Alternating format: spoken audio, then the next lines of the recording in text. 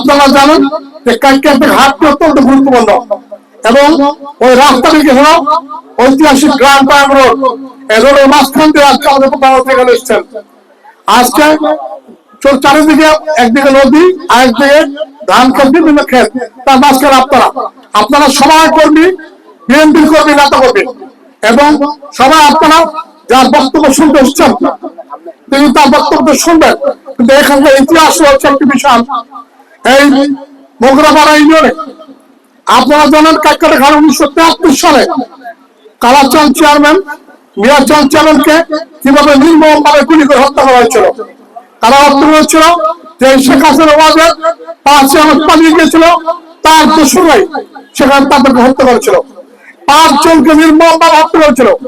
আজকে সেখানে আমরা দাঁড়িয়ে আছি এবং আপনারা গ্রামবাসী যে বৃষ্টি দেখছেন, বৃষ্টি পার হলে আমাদের যে উপজেলাটি রয়েছে 5টি ইউনিয়ন আমাদের সঙ্গে সংযুক্ত করা হয়েছে, সেটা হলো বনগড়া 5টি ইউনিয়ন।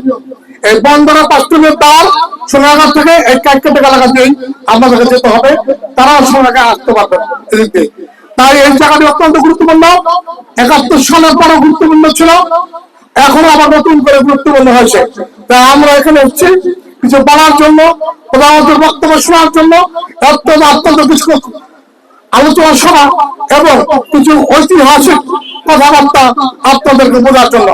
সংগ্রামী সাথী বন্ধুগণ, আজকে যিনি এসেছেন তিনি নারায়ণগঞ্জ জেলা বিএনপির সভাপতি ছিলেন না। আজকে আপনারা হয়তো জানেন না, উনি যখন 71 সালে উনি রওনা করে যান, সেই সোনারগাঁ বাড়ি থেকে উনি রওনা করে রওনা হয়েছেন। আমরা জানি 1 রাত উনি ছিলেন সেই আপনার সাতপুর ইউনিয়নের একটি বাড়িতে রাত্রি উদযাপন করে সকালে নৌকা পথে উনি ভারতে গিয়ে ট্রেনিং নিয়ে এসে আবার সময় যাচ্ছেন। সোনারগাঁয়ের পর উনি মুক্তিযুদ্ধের কমান্ডার হিসাবে সোনারগাঁ থেকে নেতৃত্ব দিয়েছেন। তারপর আমরা কি দেখেছি, আমরা দেখেছি উনি নেতৃত্ব দিয়েছেন, যুদ্ধ করেছেন রানাঘাট থেকে। এই সোনারগাঁ উনি ভুলতে পারেন নাই। উনি সোনারগাঁর মানুষ অনেকে ছিলেন যারা মুরব্বী, যারা বীর মুক্তিযোদ্ধা, তারা তো ছিলেন যে মুক্তিযোদ্ধা এখান থেকে নেতৃত্ব দিয়েছেন, এখান থেকে কমান্ডার হিসাবে নেতৃত্ব দিয়েছেন। তাই তার ভূমিকা ছিল এই সোনারগাঁ বিশাল। তারপর আমরা দেখেছি 5 আগস্ট আগে বিএনপি হাল ধরার জন্য কোনো নেতা ছিল না। যখন তাকে সভাপতি বানানো হলো তখন ওই সংস্থান আমি দেখেছি বারবার কিভাবে নির্যাতনের জন্য তাকে বারবার কারাগারে যেতে হয়েছে, তাকে কতবার হত্যা করার চেষ্টা করা হয়েছে। তিনি আন্দোলন করে কিন্তু টিকেছিলেন, তিনি কিন্তু ছাড় দেন নাই। আমি বলতে চাই তিনি বারবার জেল খেয়েছেন, 50টি মামলা খেয়েছেন, তারপর উনি যেভাবে নারায়ণগঞ্জের হাল ধরেছেন এবং 5 আগস্ট আগে যে আন্দোলনটি হয়েছে, আন্দোলনের নেতৃত্ব দিয়েছেন গিয়াসউদ্দিন সাহেব। আজকে এই নারায়ণগঞ্জ জেলাবাসী জানে কার নেতৃত্বে আন্দোলন হয়েছে, আমরা জানি কার নেতৃত্বে আন্দোলন হয়েছে। কেউ বাসায় বসেছিলেন, 5 আগস্টের পরে হঠাৎ করে বেরিয়েছেন। আমরা জানি দেখি স্পষ্টভাবে বলি। তাই আমরা বলছি, আমরা যাকে সিলেক্ট করেছি আপনারা সবাই নেতা কর্মী এখানে রয়েছেন, রোদ্রের মধ্যে চারিদিকে রোদ্রের মতো যারা রয়েছেন তারাই আজকে জাতীয় দলের অঙ্গ সংগঠনের নেতৃবৃন্দ। আপনারা যেভাবে আন্দোলন করেছেন অবশ্যই আপনাদেরকে আমাদের প্রধানমন্ত্রী গিয়াসউদ্দিন সবসময় মনে রাখবেন। আরেকটি কথা মনে রাখবেন, গিয়াসউদ্দিন মাসুদ না, উনি এখান থেকে নির্বাচন করবেন, স্পষ্ট কথা, এই সোনারগাঁ থেকে নির্বাচন করবেন। এখান থেকে নিশ্চিত কোন যোগ্য ব্যক্তি এই সোনারগাঁ নাই।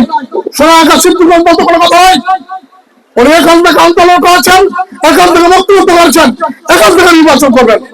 আমরা 5 আসন বুঝি না, 4 আসন বুঝি না। আমরা একটা কথা বলি, উনি সোনারগাঁ থেকে নির্বাচন করবেন। আপনার সবাই আজকে তার কর্মী হিসেবে আছেন, এই কর্মী নেতৃবৃন্দ যদি থাকেন তাহলে অবশ্যই আমরা তাকে লাভ করতে পারবো।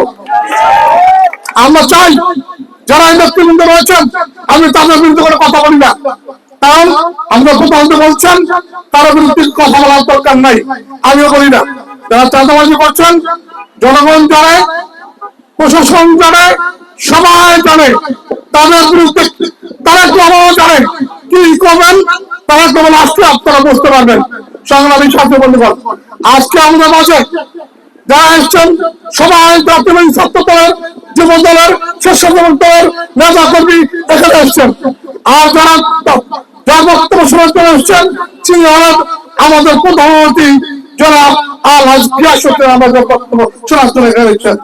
আমি বলতে চাই 5 আগস্টের সময় শেখ হাসিনা যেমন পালিয়ে গিয়েছিল, বলেছিল শেখ মুজিবুর পালায় না, অথচ তিনি পালিয়ে গিয়েছিলেন নির্লজ্জের মতো আবার ভারত থেকে আশ্রয় নিয়েছেন।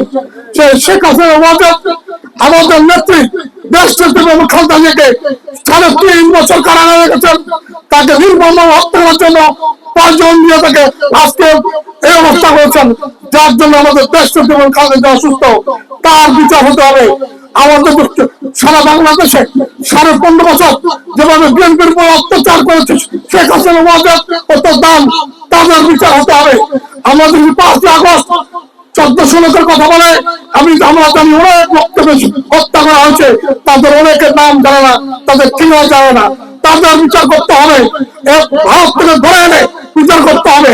আমরা ইন্টারপোল চিনি না, আমরা কিছু চিনি না, আমরা চিনি সোনারগাঁও জনগণ, বাংলাদেশের জনগণ। বাংলাদেশের জনগণ এই কথা কোনোদিন বলবে না, এই হত্যাকারী কোনোদিন বলবে না। বিএনপির উপরে যেভাবে অত্যাচার চালিয়েছিল, নির্যাতন চালিয়েছিল, আইন ছিল, গুম করেছিল, আজকে ইয়াসানি কোথায়, চৌধুরী আলম কোথায়, হাজার হাজার লোককে আমাদের গুম করেছে।